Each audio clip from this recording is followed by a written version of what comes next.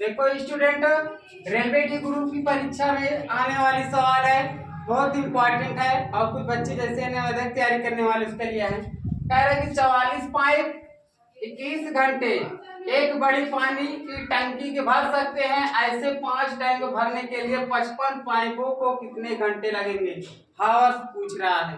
ठीक है, कह रहा है कि 44 पाइप है, मतलब कि इसको मैन माना जाए, 44 लोग हों। ठीक है, इसको ऐसे लिखा जाएगा आपका M1 लिखा जाएगा 44। अब इसके बाद 21 घंटे है, आप लोग लिखिएगा स्टूडेंट 21 घंटे H1 बराबर 21 घंटे। इसके बाद एक बड़ी पानी टंकी को भर सकता है।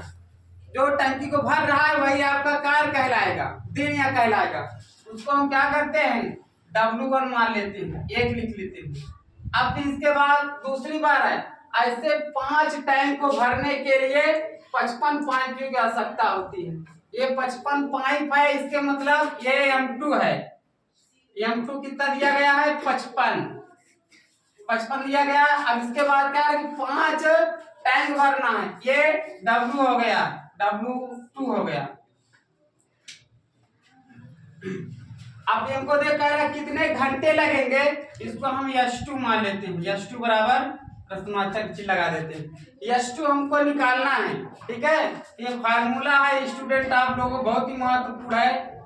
M1 है,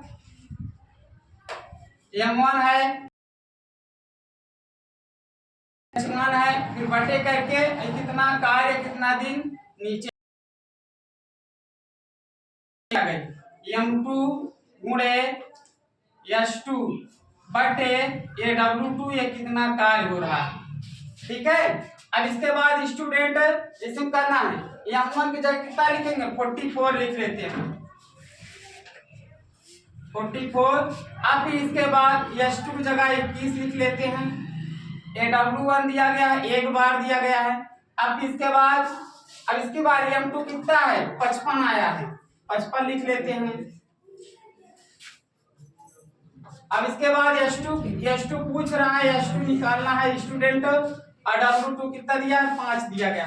अब इसको हमको काटना है। देखो इधर, इसको काटो, 5 एकम 5, 5 एकम 5 का मतलब 11 बचे 55 हो गया।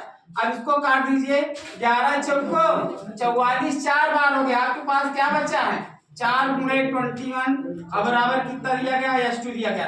4 का पढ़ा एक बार पढ़ो, 4 एकम 4, 4 का पढ़ा 2 बार, 4 दूनी कितना हो गया यार? S2। इसका मतलब ये कितने घंटे में आपको लगेगा इस समय भरने में? 84 घंटे आपको भरने में लगेंगे।